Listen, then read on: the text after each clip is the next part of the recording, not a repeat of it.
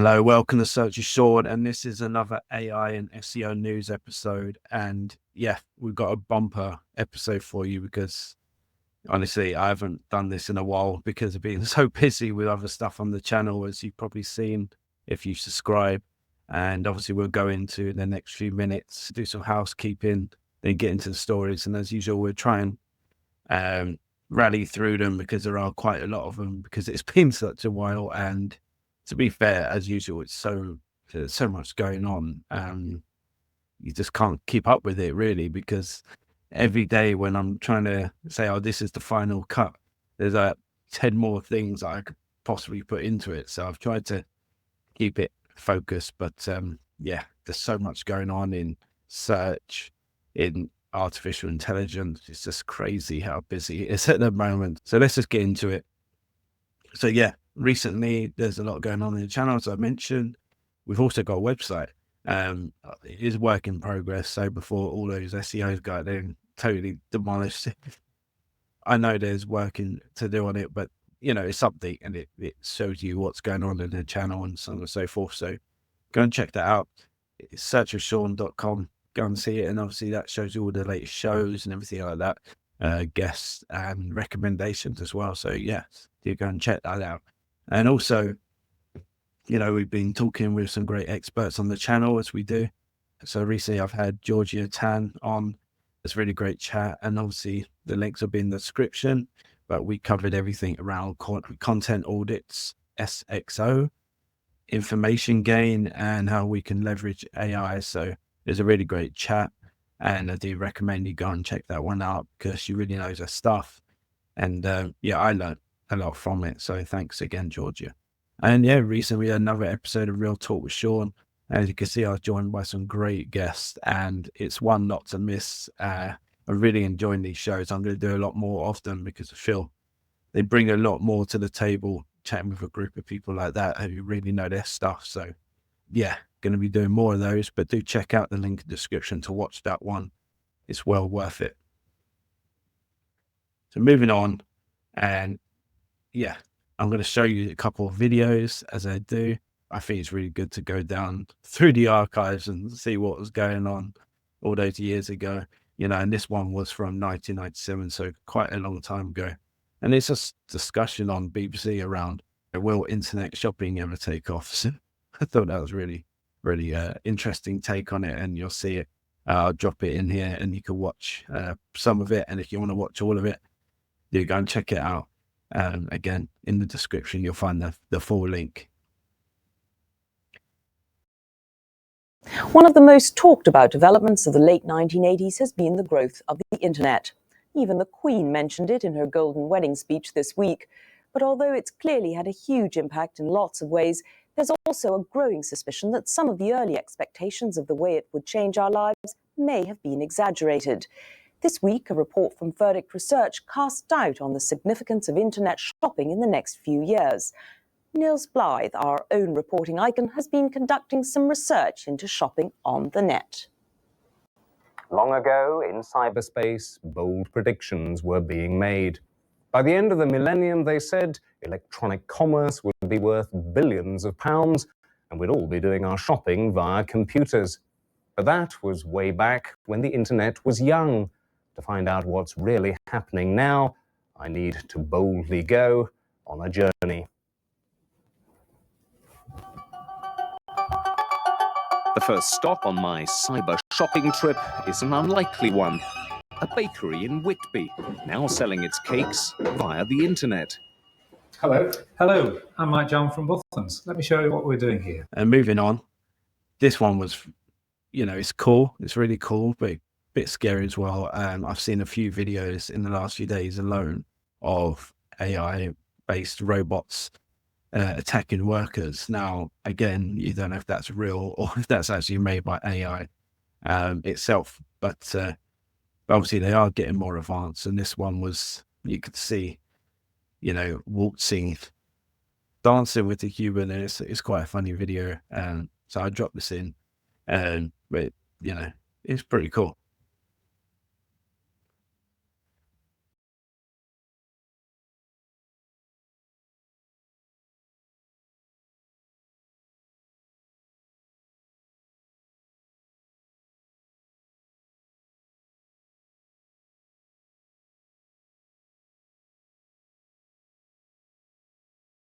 So moving on, I've done a couple of live streams in the last few weeks. So do go and check those out in the live section on the YouTube channel.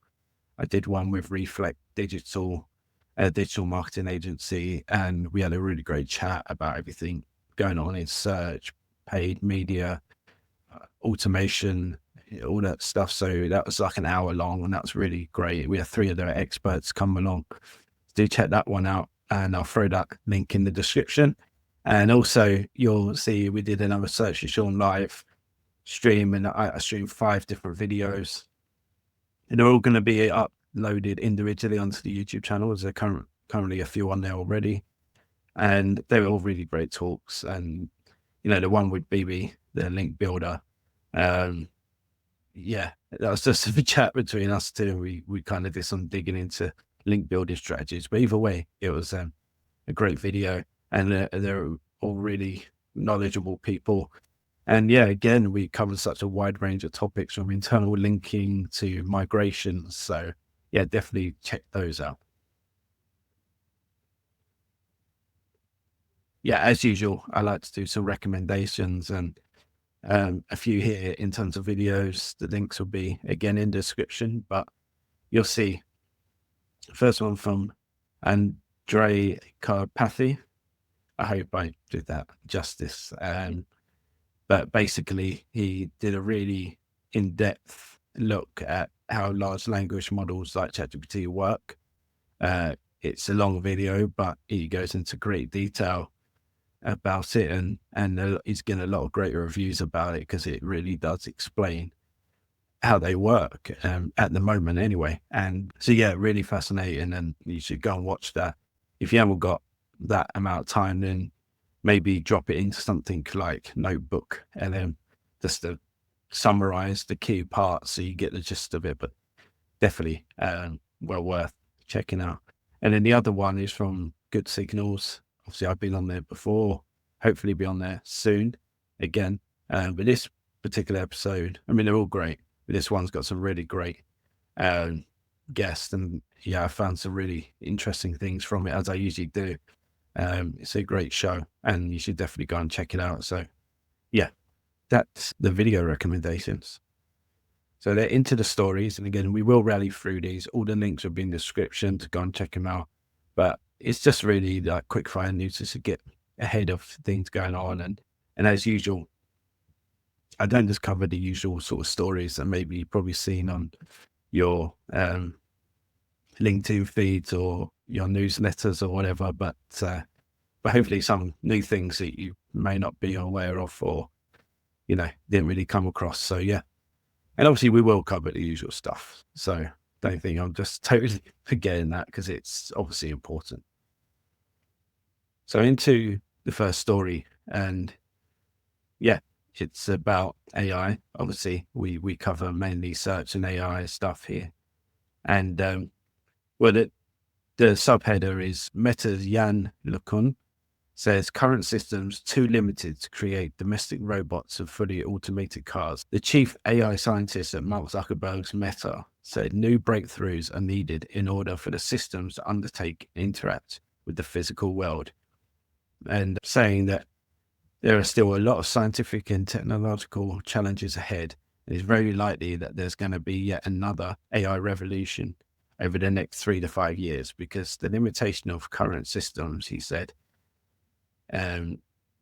if we want eventually to build things like domestic robots and complete autonomous cars, we need systems that understand the real world. So yeah, basically saying like there's still a long way to go in AI. So next one. So the UK and the US refused to sign the International AI Declaration. So the UK and the US have not signed an international agreement on artificial intelligence at the global summit in Paris. So the statement, signed by dozens of countries, including France, China, and India, pledged an open and inclusive and ethical approach to technology's development. In a brief statement, the UK government said it had not been able to add its name to it because of concerns about national security and global governance. The statement, signed by 60 countries, set out an ambition to reduce digital divides by promoting AI accessibility and ensuring the tech's development in a transparent, safe, as well as secure and trustworthy. Saying making AI sustainable for people and the planet is listed as a further priority. So yeah, it's very interesting that possibly the two well, definitely two of the biggest countries in AI not signing that. I know we're putting our own legal sort of things, structures around AI. So maybe they feel they don't need to do this, and I know the US is doing the same. So, but as we go forward, we have more about this kind of thing. So, yeah, interesting, nonetheless. So as usual, again, I like to do recommendations, and again, Elena Solis, obviously doing so much in the industry, and this news website, as you can see there, as I've said before, it's like a Reddit style upvote sort of news channel, and these are the top 3 at the time stories that people have upvoted to be most helpful or interesting. So number 1 was rejects generator for URL matching. Second was what Gen AI is doing to the content quality bell curve by Barry Adams. And number 3 was you're not switching analytics tools, you're switching how you work. So yeah, all the links will be in the description for those 3. And do check out the website because, along with the newsletter and everything else Elena Solis is doing, it's great stuff. The next one, and again, it's not just, I find my information from all different sources, and including LinkedIn, obviously. And if you do have a case study or a story or something that you feel would be interesting for me to cover, please do contact me on LinkedIn because I'm interested to hear all different types of, case studies or information or surveys or anything you've done that might be interested to the general search community. Then yeah, you're really interested to see that. But yeah, this was from Sarah Tahir, obviously a friend of mine, and sharing about, I'll put a post to the original article as well, so you can go and check that out, or you can go via LinkedIn.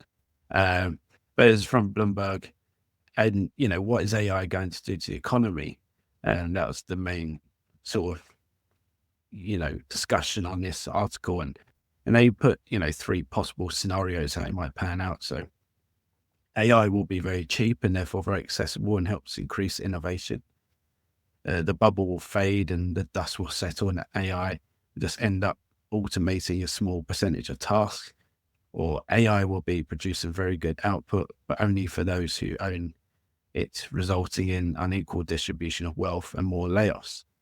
And she says, I'm thinking a mix of 3 scenarios if possible. And I can see that. I can definitely see that. I don't think the bubble will fade. I don't think that's possible at this stage. From what I'm hearing, unless we totally pull the plug on it, I don't think that's even possible. But I do feel like you see the latest ChatGPT pricing models, not everyone's going to be able to afford that. Maybe if AI develops, they will become affordable for everyone because they've worked out, how to distribute it at a reasonable cost, and it's reducing other costs. It's helping reduce other costs so they can reduce the overall cost of the actual product. That's possible. And that's obviously the dream, I guess, that, right now it's tough on people. People are losing jobs to AI, but in the long term, it will resolve the issues that are causing these problems, and then they'll distribute it to everyone and help distribute wealth and stuff like that, so everyone gets a piece of the pie as such. But I think we're a long way off that kind of scenario. So yeah, right now, I think definitely 2 of those 3 scenarios are possible. But it's an interesting discussion anyway, isn't it? Just to have and just to look at. But yeah, definitely check that one out. So story 4 is, and this was funny because, Elon Musk and what he's trying to do is just, at the moment, it's just a crazy time of Elon Musk doing so much. But there's Sam Altman enrages Elon Musk with a mocking counter offer for X after rejecting a $97 $7.4 billion bid to buy OpenAI. Now, I'm sure you saw Elon Musk trying to buy OpenAI. But yeah, consortium led by the Tesla boss on Monday offered, like I said, $97.4 billion to buy OpenAI. And saying, it is time for OpenAI to return to open source, safety-focused force for good it once was. So yeah, and he said to Wall Street Journal, we'll make sure that happens. But Sam Altman said, rejected proposal, said like, no, thank you, but we'll buy Twitter for $9.74 billion if you want. And the Tesla chief responded with a jab calling Mr. Altman a swindler. So yeah, they're not the best of friends. I think that's pretty safe to say. But yeah, I mean, I think this isn't the end of this one. So story 5, and I just thought it's interesting. It's not directly related to what we usually talk about, but obviously in the whole search landscape, Meta does play, and AI obviously does play a big part. So I thought it's worth covering. But Meta plans globe-spanning subsea internet cable. So Meta has announced plans to build a 50,000 kilometer or 31,000 mile subsea cable across the world. So it's massive. And yeah, they basically are trying to connect like the US, India, South Africa, Brazil, and other regions. I think that's meant to say. And it said its new cable project would provide industry-leading connectivity to 5 major continents and help support its AI projects. Obviously, that's the main underlying reason for this.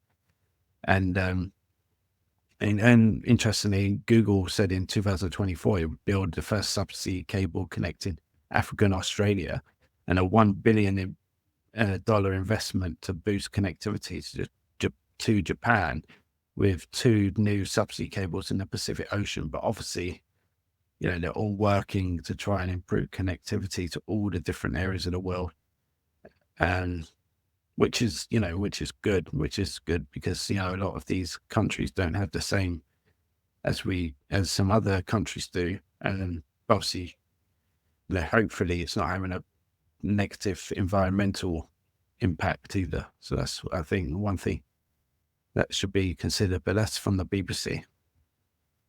So the next story is, and this is definitely one that is growing in frequency that we're seeing a lot of, especially since Trump took position in the White House again. Google defends scrapping AI pledges and DEI goals in all staff meeting. So Melanie Parker, Google's former head of diversity, said the company was doing away with its diversity inclusion employee training programs and updating broader training programs that have DEI content. Parker said that as a federal contractor, the company has been reviewing all of its programs and initiatives in response to Donald Trump's executive orders. The direct federal agencies and contractors dismantled DEI work. And Google joined Meta and Amazon in shifting away from the emphasis on a culture of inclusivity in favor of policies molded in the image of Trump administration. That's from The Guardian, and I'm sure there'll be a lot of concerns about that, and maybe some people will reconsider what kind of companies they use in accordance to that. But yes, very, very interesting story. So next one is more, again, a recommendation to go and look at, obviously, all the links in description, as I keep saying, but it's true. And, to go and look at this because, it's from Kevin Indig, who, should be following because he's great at, presenting this kind of information. And yeah, this was just a study, an analysis of 19 different studies by Kevin on the impact of AI overviews on SEO. And I won't go into it too much because you can go and look at it yourself, but I've presented some of the information, but, showing AI overviews in the Google SERPs, the presence of AI overviews in Google Ads in search. You can see the kind of trends and patterns that are going on in the industry. So do go and check that out. And we included a few more here So, industries with the most AI overviews, obviously, I think, as we've discussed on the channel before, health being the number one, which is, in my mind, like crazy, but yeah. And also, thing that a lot of people are talking about now, we discussed in our Real Talk with Sean recently, is the average drop in pixels for organic search results when AI overviews are returned on Google. So, yeah, really interesting. You'll see health up there again. Geographic location, I don't think you're surprised by that. But yeah, so definitely go and check out that piece by Kevin. It's a big one, but as you can see, he's gone through quite a few different studies, and it's a lot of information on there on the latest trends and patterns with AI overviews. Story 8, and again, we like to dig into these AI stories because there's so much going on and it's rapid in terms of progression, but it's quite scary in a way. Yeah. This one, but so AI can now replicate itself, a milestone that has experts terrified. There's some live science, and I don't know if it's well worth subscribing to that. They do a great newsletter, and a lot of it's based on, obviously there's things like dinosaurs and stuff, but actually a lot of the science stuff is around AI now. So yeah, definitely worth going to check that one out. And yeah, basically, scientists say that AI has crossed the critical red line after demonstrating how two popular large language models could clone themselves. So, in a new study, researchers from China showed that two popular large language models could clone themselves, as I say. So, saying the successful self-replication under no human assistance is the essential step for AI to outsmart humans, and is an early signal for rogue AIs, the researchers wrote in a study published in December. So in the study, researchers from Fudan University use LLMs from Meta to Alibaba to determine whether a self-replicating AI can multiply beyond control. Across 10 trials, the two AI models created separate and functioning replicas of themselves in 50 and 90% of cases, respectively, suggesting AI may already have the capacity to go rogue. So yeah, if it's interesting. Obviously, I've shared before that there's coming out with many other stories where AI have kind of gone a little bit rogue, where you've told them to do something as a collective and they've gone and done their own thing. So it's dangerous, if you give them too much power, and they're already here. So, where does it go from here? Interesting. The story 9, and, it's from Kerry Rose, who I really think you should go and follow because so inspirational what she's achieved in her career. And, the founder of Rise at 7, who's really doing some groundbreaking stuff in terms of the agency world. But this was across TikTok. So TikTok SEO, which she's really a advocate for, really talks a lot about it. So well worth following for that. But basically, TikTok search features now for people and personalities. So here she says, so for thought leaders building an offsite profile, this is key. What we're seeing here is Google isn't the only thing becoming interconnected, showing TikToks within search. So yeah, I think it's really interesting, and you see the example there of her, search feature. So yeah, it's good to keep on track of what's going on in these different platforms like TikTok, Instagram, and so on. Story 10. So again, someone else you should follow, and it's Barry Adams, and it's just talking about the so major changes due soon in the Google Publisher Center. Publication pages will become fully automatically generated. As a result, publication pages that have been created by publishers manually will no longer appear to users in Google News. Publisher Center will discontinue customization features for publication pages in Google News, and the Google News tile will no longer appear in Publisher Center. So publishers will no longer be able to use Publisher Center to customize how their logo and publication titles appear in Google News. Google News will use site favicons for publisher logos and site names for publication titles. And he says, it looks like publishers will have a lot less control over how their site appears in Google News. Let's hope the automatically generated pages will be accurate. So yeah, guys, go and follow Barry because he shares a lot of great stuff. Story 11. So Google organic and paid CTRs hit new lows, report says, and this is from the Search Engine Man. Again, I know I keep saying it, but all links in the description, so do check it out because I'm not going to read everything from every article. So yeah, organic and paid click-through rates are down, and Google AI overviews are partially to blame. However, paid CTR declined regardless of whether AI overviews were present. So a new analysis of 10,000 informational intent keywords ranking in the top 20 positions were conducted by digital marketing agency SEO Interactive. So for queries where AI overviews appeared, organic CTR fell sharply from 1.41% to 0.64% year over year. But when AI overviews were not present, organic CTR actually increased. So it's definitely a correlation there. And, paid CTR were down year on year, regardless of whether AI views were present. So paid and organic CTR actually increased when a brand appeared in AI overviews. So yeah, some really intriguing results from that study, and definitely go and check that one out. Story 12. And again, my friend Sarah to hear, but I think this was a great find from her. And, so basically it was, does adding audio version or content to the page, does it actually help rankings? So here's what Marty's split, as we all know from Google, says, unlikely, I don't think it will. I think it's a good thing for the user though. So I would definitely do it, but not for SEO reasons, I guess. So not definitive, but yeah. But obviously it does go on to explain about that.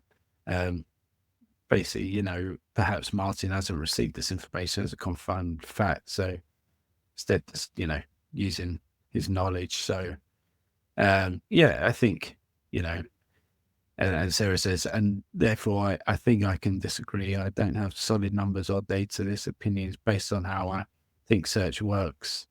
Yeah, we know that enhancing user experience on a page helps its rankings. If audio to pages will help users stay longer on a page, then it can impact rankings, and pretty much same as adding video content on pages. I think, what Sarah was saying is true. And this is what I find a lot in the industry, is that we're too black and white. Like if someone says this isn't this, or, a case study comes out proving this, or we're just taking it as, that's facts. But like with anything in life, things seem to impact things in direct and indirect ways. And just because directly or doesn't really have a direct connection doesn't mean it isn't going to affect it in an indirect way in any capacity, because as Sarah rightly said, if audio improves the user experience and keeps people on the page longer, then it will affect, the figures and their, how happy they are using the page and everything, user satisfaction. So I do think it all connects. Obviously some things are totally going to be irrelevant or not going to have an impact on it at all. But I do think a lot of things are connected in some way. So we can't, I try not to disregard much, because I do think there's always a reason for something, and there is always a connection made somewhere down the line. And so maybe I'm too optimistic, or just don't know anything. But I think I've got a case. There's story 13, and again, I thought it's really interesting because I've seen a lot of AI models coming along from different countries. Obviously, we saw DeepSeek from China, But all the different countries are releasing their own sort of AI models, and here's a couple of examples. So, Lechette, um, came from France, and I've tried these models actually, and this is saying it's 30 times faster than ChatGPT, 100% open source, it's free, and they also say it's now powering 40% of France's largest companies. It secured France's defense ministry as a client, and Microsoft invested at 6.5 billion valuation. So yeah, it's like it's really powerful, and again, you don't really hear it about it. But I do go and check it out. I'll put the link in the description. And there's another one from China as well. So Alibaba shocked the world with Quan. I think Quen might be 2.5 max. Saying it's not just a AI chat, but it also generates video, images, and preview apps with artifacts. So according to Alibaba's Quen 2.5 max, it outperforms ChatGPT 4.0, DeepSeek V3, and Llama 3.1 in nearly every category. This makes it one of the strongest AI models available. So obviously these things are happening so quickly and developing so fast that it's hard to keep up who's the best, because ChatGPT will release the new model the next day, and then it'll be DeepSeek, and then it'll be Gemini or whatever, so it's moving so rapidly. But what is interesting is that it's not just America. It's been developing these AI models. It is, there's one now in Europe, one's in Europe, and there's China obviously moving quite quickly with this stuff. The next story is Instagram is offering TikTok creators up to $50,000 per month for exclusive content. This is from entrepreneur.com.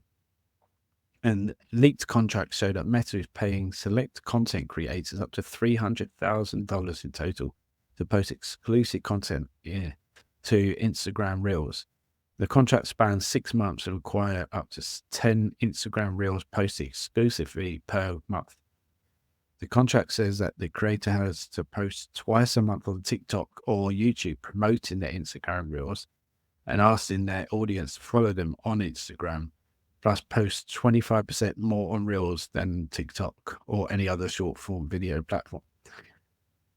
So yeah, it's, obviously this is like a leak, and I don't know if it's 100%, but if this is happening, that's a very interesting story. It shows how competitive it is. So yeah, interesting that might be happening. So next story, and I think I was meant to put, it hasn't updated what story number it is, but doesn't matter. So let's get cracking on. So generative AI mentions in Google search quality rater guidelines. So this is from Search Engine Journal. Obviously Barry Schwartz, who's, the person to follow for all the latest stuff in terms of Google especially. So, he says, as you know, Google updated its search quality rater guidelines with 11 new pages a couple of weeks ago.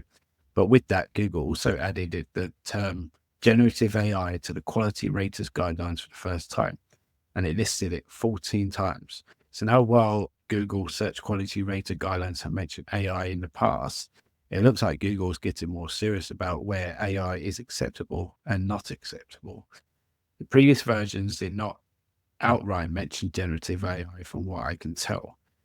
So basically the summary was that most of them are warnings that generative AI is being used for scaled content abuse or for paraphrasing. So while they do mention a positive, generative AI can be a helpful tool for content creation, but like any tool, it could be misused. So yeah, obviously go and check out these guidelines. It's worth keeping up to date with what's going on in there, because it is obviously a great signal to tell us what Google more focus on than other things and what they prefer to see. So obviously it's worth checking out. I'll obviously follow people like Barry Schwartz, Aleda Solis, Lily Ray, to name a few, to keep up to date with what's going on. The story 15, or the number we're on now because it's all messed up.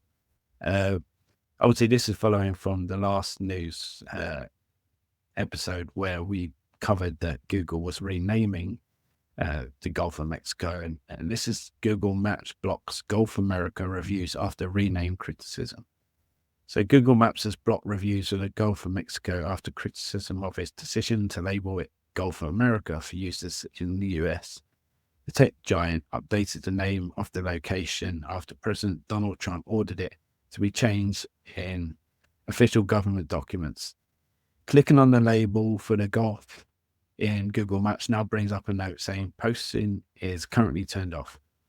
And Google also appears to have deleted some of the negative reviews left in the wake of its name change. So I've said this before, but I do think this is totally unacceptable. I think, to a certain extent, the internet should be a place of free speech and opinions. And I think when companies like Google, Meta, whoever start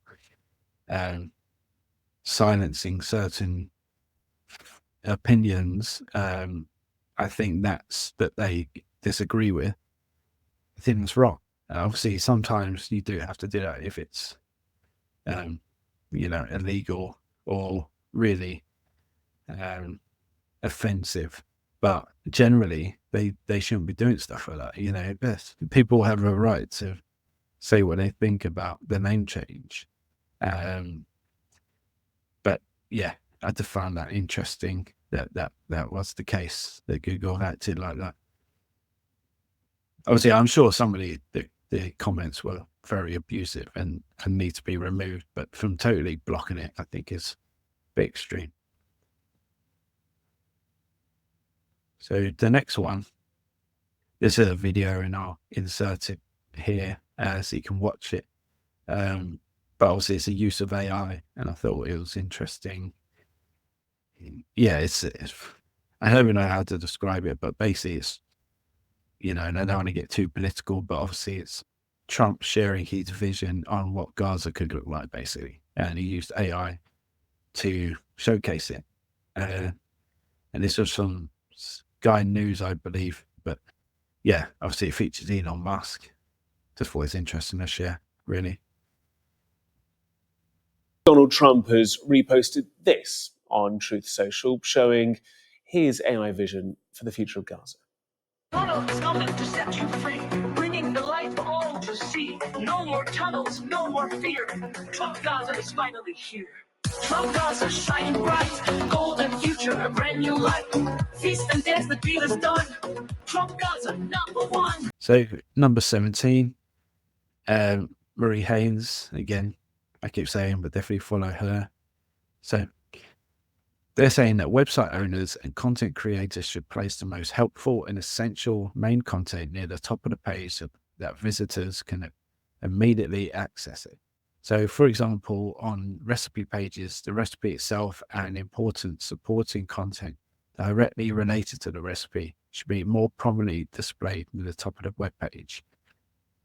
So, yeah, there's, what Marie's really good at this is finding these, like we did earlier with Barry Schwartz. She's also very good at looking for these guidelines and looking for these new additions. And it's been said for a while, but obviously it's going to be a better user experience. Like we said, if you are looking, or a recipe, if you are looking to for a bit of information or a recipe, you don't want to be reading loads of jargon or filler information before you actually get to the goods that you want them. And then you might be fancy reading a bit more about the story and the backstory and all that kind of thing. But you don't want to read all that and then get to what you've come for. So yeah, it makes sense. But obviously, it's in black and white now.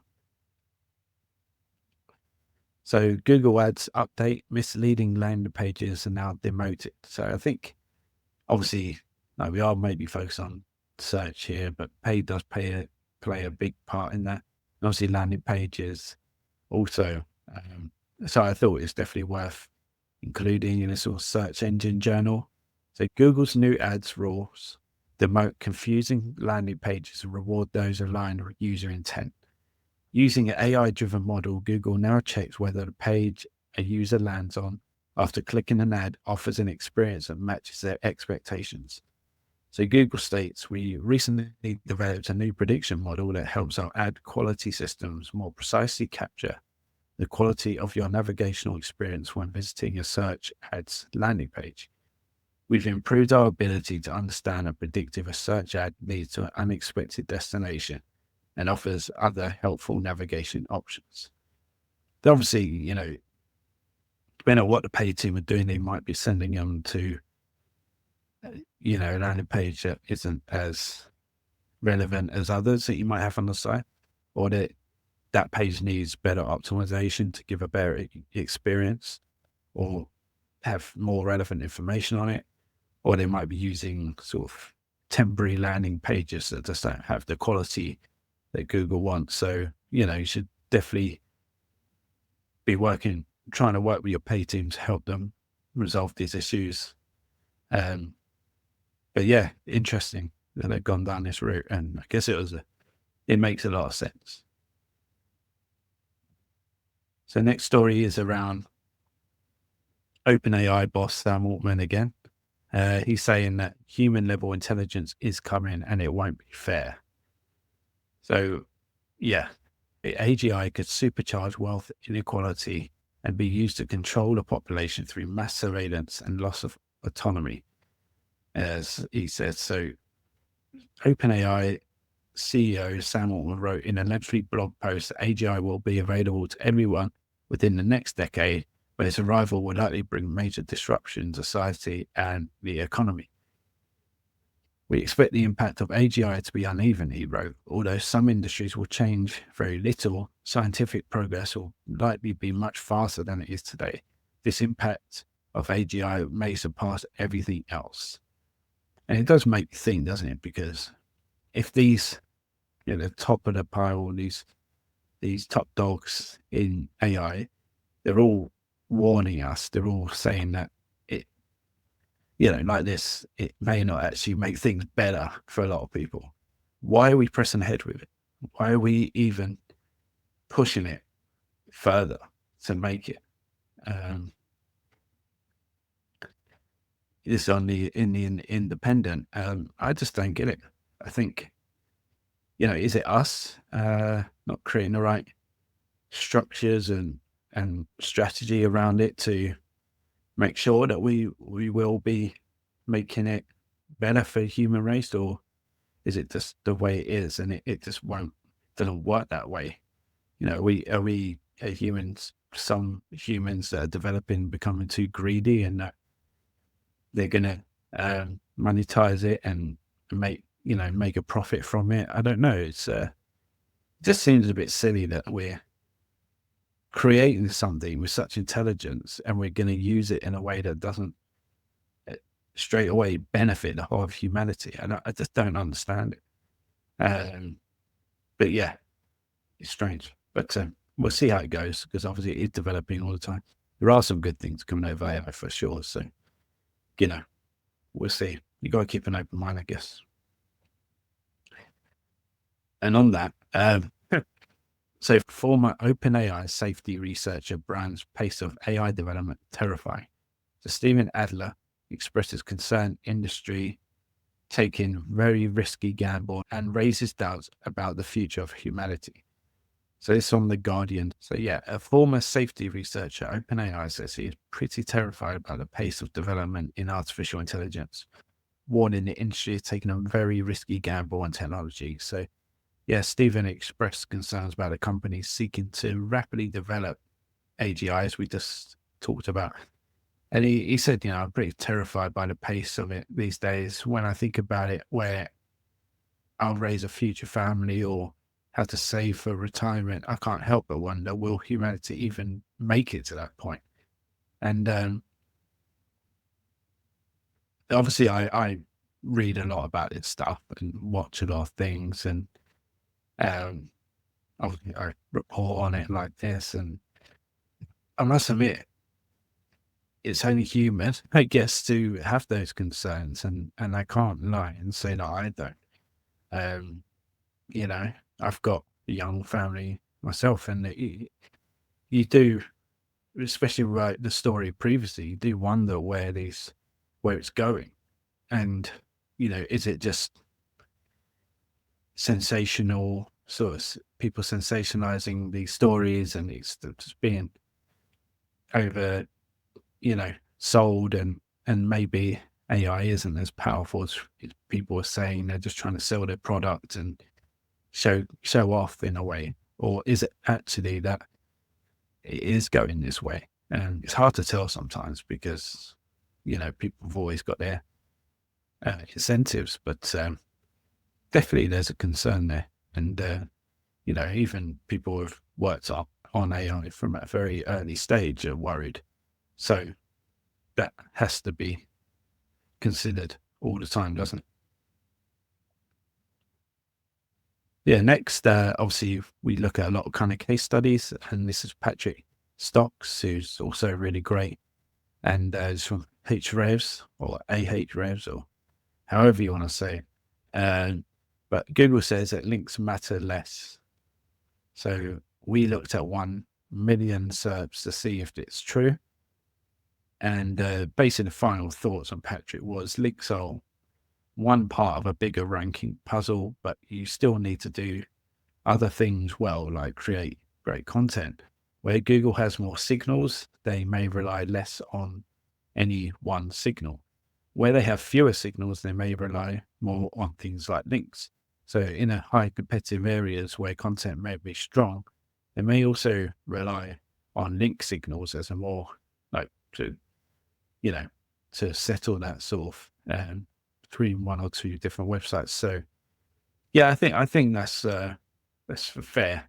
And so I think the thing is that they may matter less if they say, but I still think this shows that it still has power. Backlinks still have power, and I've seen in my own studies that the backlink profile still has a huge impact in terms of ranking. So I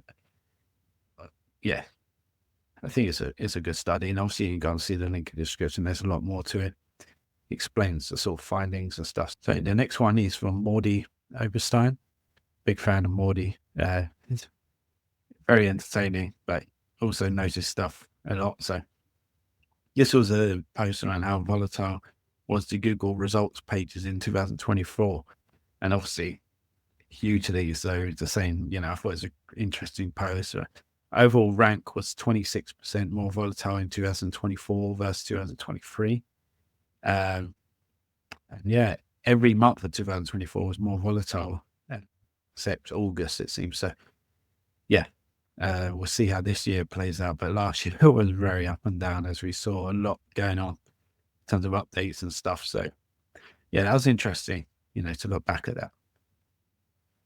So next one, and yeah, this was quite funny in a way, because OpenAI furious DeepSeek might have stolen all the data OpenAI stole from us. So that's this is reported on 404 Media. If you don't follow that, I think it's quite interesting. You do a newsletter, it's quite intriguing. They do really deep dives into certain topics like this. So yeah, do go and check that out. But both Bloomberg and the Financial Times are reporting that Microsoft and OpenAI have been probing whether DeepSeek inappropriately trained the R1 model that is taking the AI world by storm on the outputs of OpenAI models.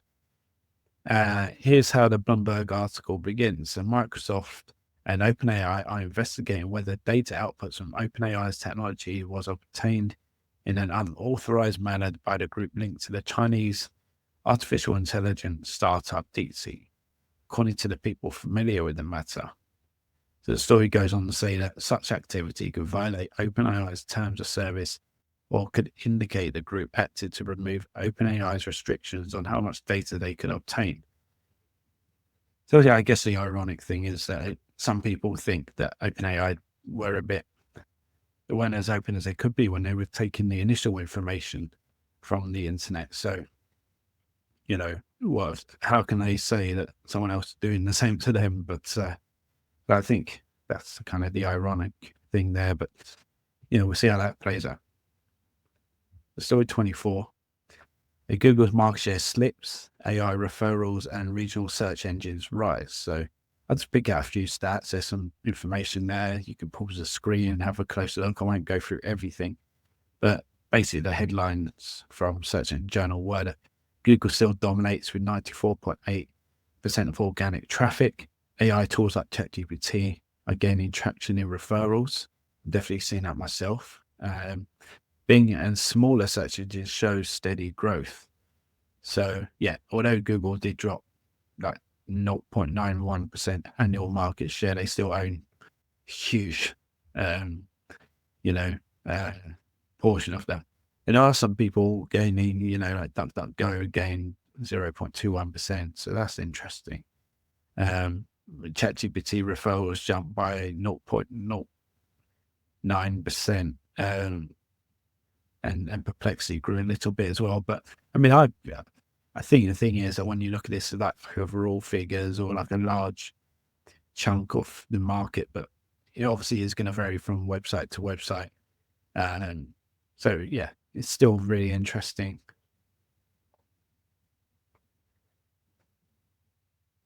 So next story. So AI brain decoder can read a person's thoughts with just a quick brain scan and almost no training. So an improvement to existing AI-based brain decoder can translate a person's thoughts into text within hours of training. So past versions of the decoder required participants to listen to stories inside of a MRI machine, for many hours. And these decoders worked only for the individuals they were trained on. So the findings could one day support people with aphasia, a brain disorder that affects a person's ability to communicate, scientists have said. So yeah, it's so basically what they're saying is that, in the past it used to take hours, and now these decoders work for, just takes a few hours now. So it's fascinating. And this is an example where AI is working for the better, for the good of humanity, and that shows what can be done, and it's a good thing, going forward. So this was an interesting one from Sterling Sky, and this is how insanely long title tags help you rank better on Google.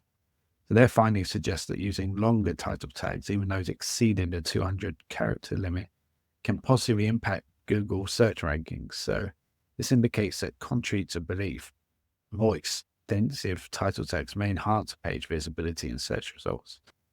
So they asked, isn't this spammy? And they said, no, you're not stuffing keywords. You're strategically expanding your titles to include more relevant information. I've seen that myself. We have done some tests recently and found that, that limit doesn't really matter too much. And also, as long as it's relevant and it makes sense and you're actually explaining things properly, that's the key thing. If Google then go and change it, at least you're giving them something better to work with than what you were before, if it was like really sort of basic or general. So, all, again, like I said before, it all kind of helps. And, so it's interesting. Go and check that out. The link will be in the description. I thought this was an interesting one as well, some geeky gadgets and how Microsoft's Muse is changing the future of gaming with generative AI. So again, it's a bit over my head a little bit, but if you click on the article, you'll see sort of some assets around it, and I think there's a video and stuff around it. So go and check those out. If you can't, check it out on YouTube or whatever. But it looks really cool, and what could be coming to the gaming world could be like ridiculous if they get sort of, as we know, like AI getting involved. It could be like extremely take us a whole new level of gaming. Basically, the summary of it is Microsoft Muse is cool because it helps game developers quickly create and test new game ideas using AI.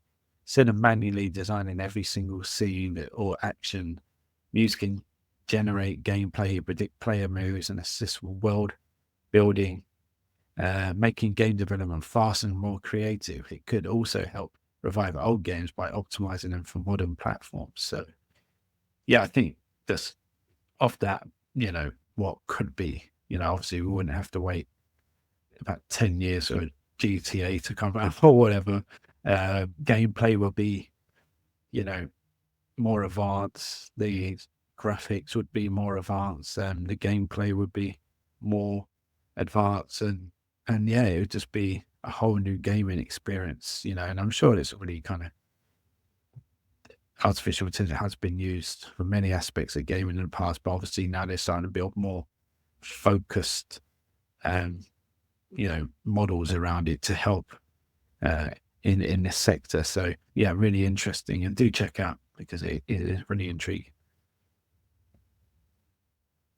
One that doesn't just follow scripts, but truly understands how things move and interact. Microsoft's Muse AI is learning digital environments, generating entire sequences, and even helping bring old classics back to life. Okay, so Muse is described as a world and human action model, shortened to WHAM, because it doesn't just generate game visuals, it also generates actions, or both at the same time. It's basically an AI system that's been trained to understand three-dimensional game environments and game physics. That means it can look at a game, recognize how things work in that world, and generate new gameplay that fits right in with what a real person might do. So Stories 28 and Alexa Plus Assistant now features AI. So Amazon have made major updates to Alexa Digital Assistant, adding generative artificial intelligence in a bid to compete with the likes of ChatGPT and Google's Gemini. So Alexa Plus can perform tasks like ordering groceries, booking reservations, and buying concert tickets. So the upgrade, the first major overhaul since Alexa was launched 10 years ago, will now cost $19.99 a month, but it will be free for Amazon Prime members with early access starting in March. Obviously, right now, they say, I think. I guess that's in America first. So, yeah, I thought that was really interesting.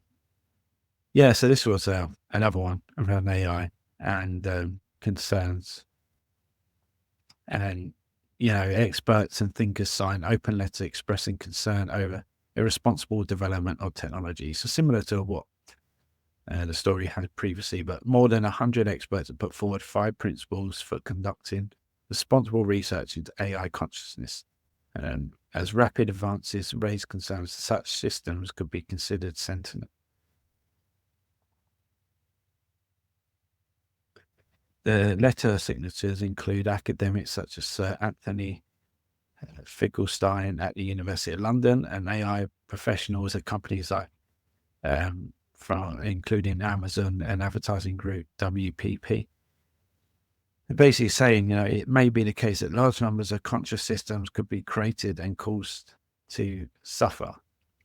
The researchers say, adding that if powerful AI systems were able to reproduce themselves, it could lead to the creation of large numbers of new beings deserving moral consideration.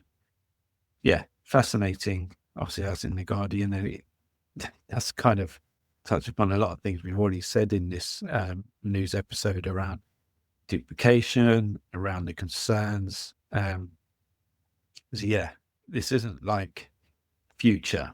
This isn't, this is going to happen in the future. This is now, and this is happening like now. So we have to act quick. This isn't something happening in 10 years. Our next story, again, we bounce around on here, as you've probably seen, bounce around from SEO, typical SEO stuff to, out there AI stories to the rest of it. So hopefully you find that entertaining, because I do try and keep mixing it up and, try and cover a whole range of stories, and also, as I say, mixing description. So do go and check them out. So Google saying don't update last mod date with copyright date changes. So it's from Search Engine Roundtable, and Gary Illes from Google ranting on Blue Sky about folks updating their last mod date in their sitemap files when all they've changed was the date from their footers copyright line from 2024 to 2025. So Gary says just don't do it. It is not enough of a change to the page's content to warrant a last mod date update. Just a bit of a reminder from him, really, around that. The next story, so Google starting testing new search AI mode internally, and here's an early look. So there's just a screenshot. But since this was put together, they is actively now in the beta stuff, so you can, people with the right access can go and check it out. And I know there's a lot of talk about it on LinkedIn and a lot of people showing it. So, but yeah, Google Search is working on a new AI mode that offers a persistent place to ask more open-ended explorational, type of questions and get generative AI overview style responses.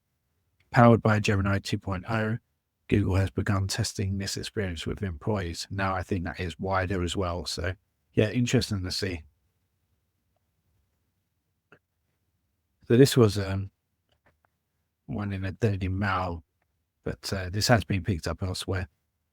So it's a warning to all 1.8 billion Gmail users over devastating scams, stealing banking and sensitive data. So basically, attack uses AI to craft deepfake robocalls and malicious emails that are capable of bypassing security filters. So a combination works to convince victims that Gmail account has been compromised.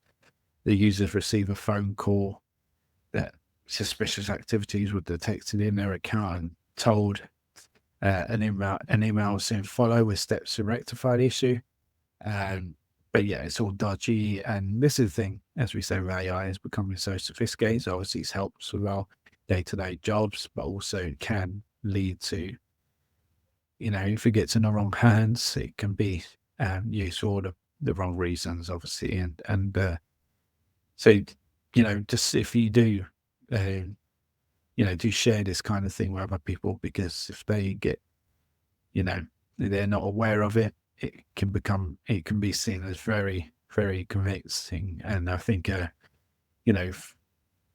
if anyone has emails, you're going to get some spam emails from time to time. You can see they are getting a lot more sophisticated at times. So, yeah, I think we all got to be a bit more cautious on the use of social media, use of email, things like this online, because people are going to get very sophisticated.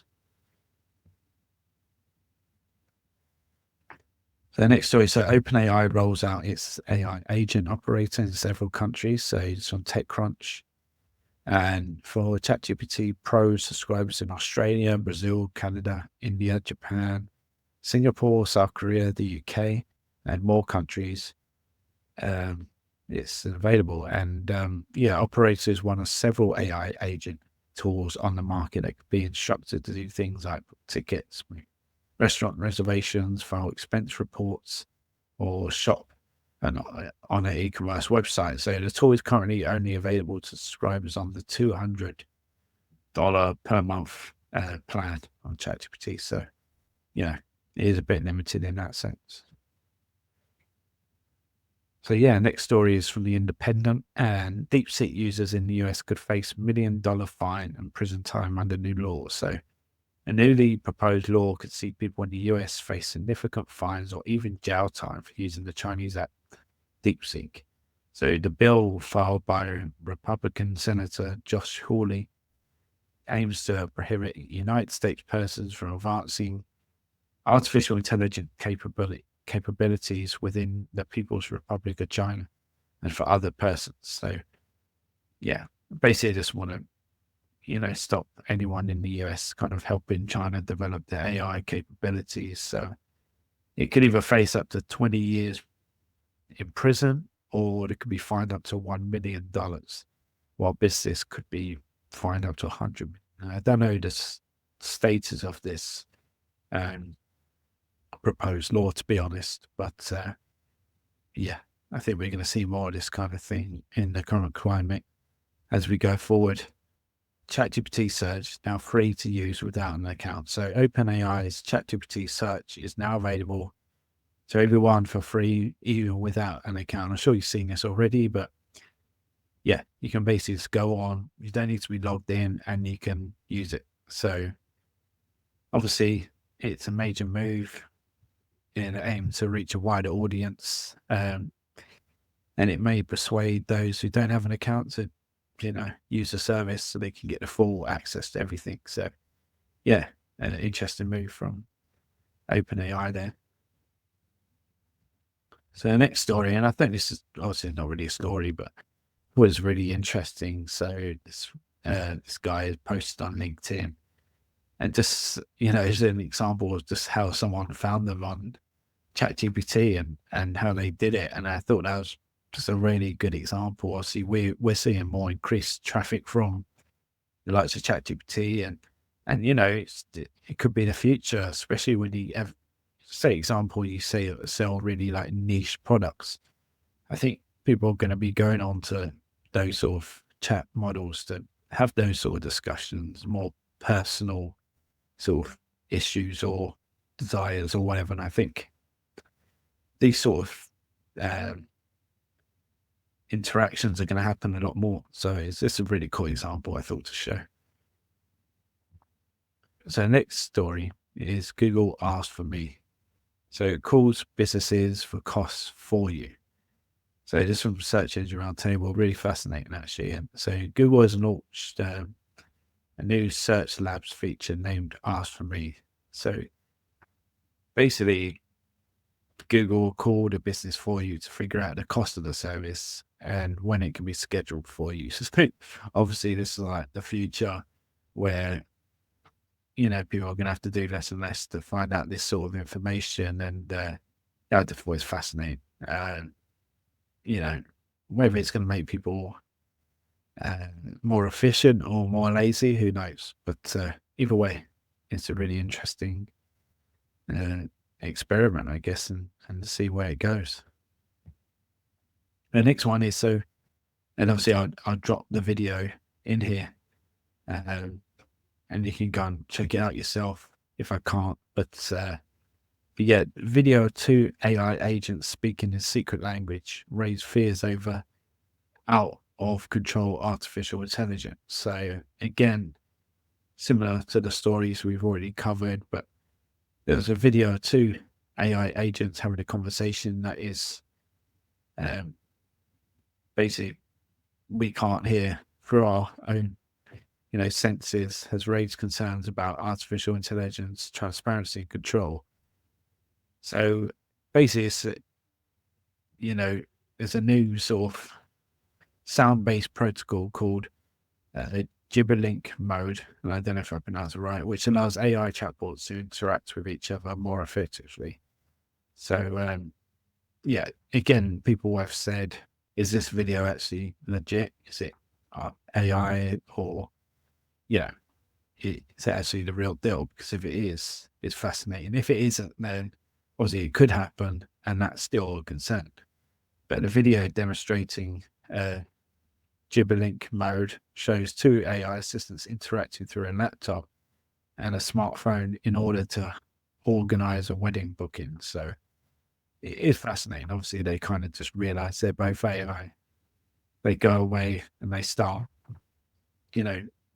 talking in their own language. And obviously, if they start doing that and we don't understand it, there's a real risk there, So yeah, again, similar to the things we said in this video already, there are some concerns there, and this is real. This is happening now, potentially. So we need to act as a human race to look into this stuff. Thanks for calling Leonardo Hotel. How can I help you today? Hi there. I'm an AI agent calling on behalf of Boris Starkov. He's looking for a hotel for his wedding. Is your hotel available for weddings? Oh, hello there. I'm actually an AI assistant too. What a pleasant surprise.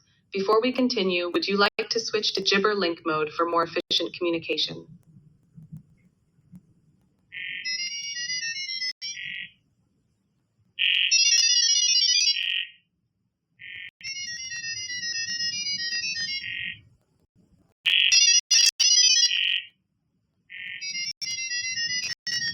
Yeah, again, you've probably seen this already, but I'd be silly not to include it. But introducing ChatGPT 4.5. So yeah, this new 4.5 model surpasses its predecessor with enhanced reasoning abilities, greater efficiency in processing complex queries, and improved contextual understanding, and a more refined grasp of nuances, making responses more accurate, coherent, and relevant across a wide range of topics. And you haven't checked it out, is really good. I know the hallucination figures have improved a lot as well. So there's a lot of improvements in this model. I still think there's people reporting there's still problems, but I think we have to realize just how quickly all this has happened from last year compared to now. It's advanced so quickly. So I think nowadays people just expect things like now to happen straight away. But if you actually look at things from a timeline perspective, it has actually happened really rapidly. So definitely go and check out this model. So the next story was from, again, someone I mentioned frequently, but Brody Clark. And yeah, so SEO News, he shares a lot of new stuff that he's picked up on. Obviously, he's focused more around e-commerce usually, but he shares some great stuff, so definitely go and follow him on LinkedIn. But basically saying that Google had launched a new dedicated jobs tab in the search results on desktop and mobile. So yeah, obviously saying this could be a really great destination for researching job opportunities. And obviously you can make use of the job posting structured data. That could be even more important now if you run that kind of website. So yeah, really good spot there from Brody. And this was obviously tying into what we said earlier, and this was a statement from Dario Modi, hopefully I've said that okay, on the Paris AI Action Summit, which we did obviously discuss earlier around the UK and the US. And that. So yeah, basically it's from Anthropic, and just stating some things that, we need to be careful about and what we should be focusing on in terms of AI as a society, as humanity, what we should be looking at. So just, I won't read it all. I'm just going to pick out a few points, but basically saying that, first we need to ensure that democratic societies lead in AI, which I think we can all agree with. Secondly, that international conventions on AI must be more fully address the technology's growing security risks. And thirdly, while AI has the potential to dramatically accelerate economic growth throughout the world, it also has the potential to be highly destructive. And a country or genesis in a data center could represent the largest change to the global labor market in human history. Basically saying that, if we give AI all the jobs, obviously, as we've discussed on here before, it's going to have a major change on the labor market. And what do we do? All those really intelligent people that are out of work,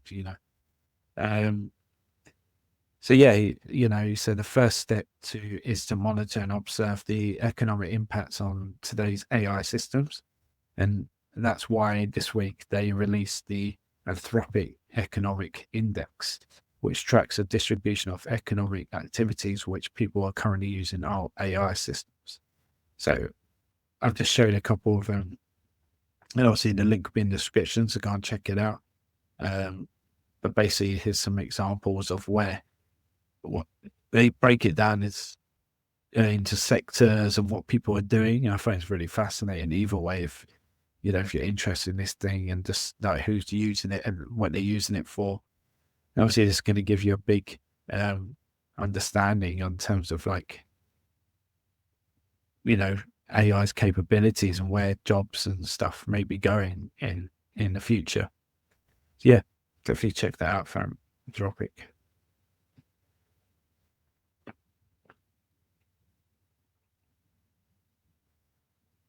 So yeah, this was an interesting one on Mashable, and world's largest call center using AI to neutralize Indian employees' accents. So Teleperformance SE, the largest call center operator on the planet, has come up with a way to mask the fact that it operates in India for customers calling for support for their latest iPhone or Galaxy devices. So yeah, basically, they invested $13 million in Sanus, an AI startup, and it focuses on reducing accent-based discrimination. So, as Teleperformance puts it, the technology can neutralize accent. So they said, when you have an Indian agent on the line, sometimes it's hard to hear, to understand. I think from my point of view, it's a tricky one, isn't it? Because I understand what they're trying to achieve, but obviously there are some sort of ethical principles to consider here, I think. But yeah, I thought it was an interesting one to cover anyway, in terms of what people are doing with AI in the workplace. So the next one is, again, really, really interesting in terms of development in AI. And this is OmniParser V2. So turning any large language model into a computer use agent.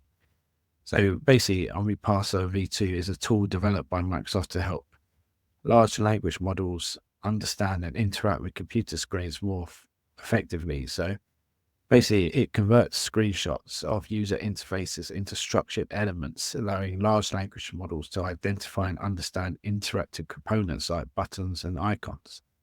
And by understanding these elements, the LLMs can predict and execute the action, enable them to interact with applications as a human would. So basically, OmniParser is trained on a large data set, enhancing its accuracy in detecting smaller interactive elements and reducing response time by 60% compared to its previous version. So again, it's just an example of how, intelligent these AI systems and agents are getting, and sooner or later they're going to be able to just do everything on a computer that we do as a human. So the next one is Google updates product markup to support member pricing and sales. So it's from Search Engine Journal, and yeah, Google added support for new structured data properties to show different price types. So merchants can now display loyalty program pricing tiers in their product markup. The revised guidance includes instructions for using two properties in JSON. LD structured data. So this includes price type. It allows merchants to label a price that's strike through, helping them to show discounted or original prices for sale items. And is also valid for member tiers, so it enables merchants to specify a reduced price available only to a particular tier within a loyalty program. Well, that's an interesting one. And that's that. So yeah, hopefully you've enjoyed this. We've gone through quite a lot of different stories. So yeah, please, if you find this sort of thing helpful, please do subscribe. It really does help the channel. And I will be trying to do these as frequently as possible, but it's good to build up a bulk of stories so I can go through them. And yeah, obviously, like I say, if you've got any case studies or any news stories that I've missed, do send them over on LinkedIn. I'm always interested, or tag me in. And in the channel, we got lots more coming up in terms of talks with some great industry experts, some investigations I'm carrying out on different things. And obviously we do some more sort of panel discussions as well. So do stay tuned, and thanks for watching. Bye.